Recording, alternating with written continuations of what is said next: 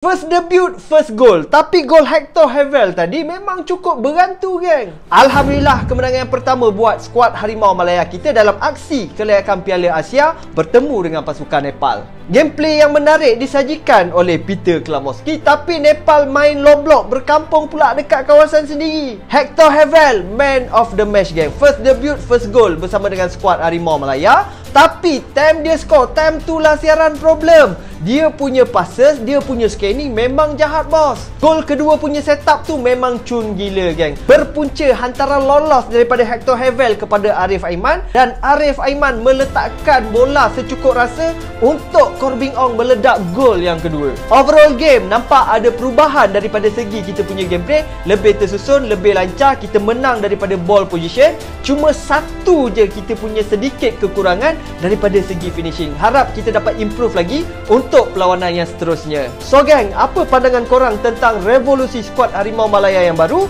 Untuk game yang pertama kita menang dengan pasukan Nepal dengan jaringan 2-0. Cuba korang komen sikit.